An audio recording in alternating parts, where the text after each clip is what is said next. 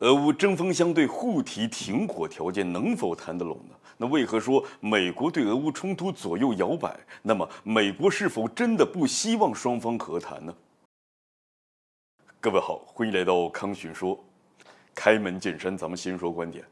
短时间内，美国将继续加剧俄乌争斗，但是从美国长远的战略角度出发，美国会出手促进双方停火。那当然，我们这儿提到的短时间指的是在3年之内，而并非是以月为单位。毕竟，这俄乌冲突已经是打了1年多了。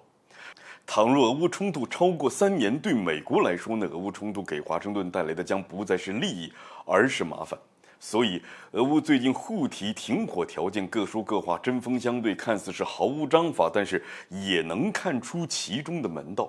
日前，俄方对乌克兰提出了4个要求，缺一不可，否则将继续推动特别军事行动。这4个条件分别为：基辅重新承诺保持中立地位，承认新的领土现实，乌克兰将俄语作为国语，乌克兰需要停止敌对行为，西方不能够继续军援乌克兰。那显然，这些条件对于乌克兰来说呢，相当于是战败国签订不平等条约。那再来看看乌克兰方面提出的条件，其困难程度不亚于俄罗斯方面提出的。一是俄军立即从乌克兰领土无条件的撤军；二是引渡战犯；三是在俄领土上设立所谓的缓冲区；四是自愿放弃被没收的俄罗斯资产。那说实话，这条件开的那几乎就是想让俄罗斯投降啊！显然，这俄乌双方都没有诚意进行这场和谈，那就只能继续打了。那目前而言，有且只有一条路，俄乌冲突要继续下去。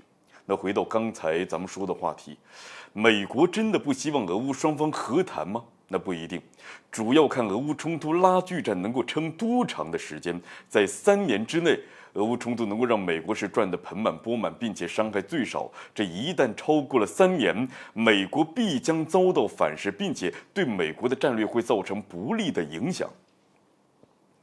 咱们拿美国国债为例，美国两党竞争激烈，甚至是大打出手。但是我们细数美国60多年来出现过80多次与美国国债的问题，哪一次不是到最后关头，美国两党是选择了统一战线呢？那如此看来，美国历届政客被称为老戏骨，一点都不为过。我们不难发现，尽管民主党执政的美国政府主导拱火俄乌冲突，但是共和党却希望俄乌冲突能够停止。这为此，特朗普是不止一次提到过，一旦自己上台，必将促进俄乌双方停战。那不过呢，这并不意味着共和党爱好和平，而是因为想用最快的速度腾出手，全力遏制中国。只不过卡在了军工复合体这一关。那至于为何这么说，也不是随口就来，而是美国发家致富的根源决定的。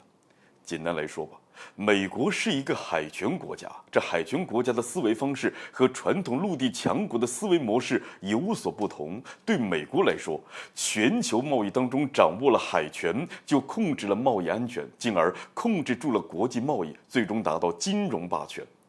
对美国来说，流动的资源价值要远超于某一处集中的资源，这也是为何美国在成为超级大国之后，在全球建立了军事基地的原因之一。从某种程度上，变相的保护水陆贸易。倘若在俄乌冲突依旧持续期间，中国实现了两岸统一，这对于美国来说，那无疑就是一个重创啊！那基于此，3年之内，美国还能插手俄乌冲突。可是，一旦俄乌冲突超过了3年，那该着急的就是美国了。好了，本期节目就进行到这儿，欢迎点赞转发，留下您的精彩评论。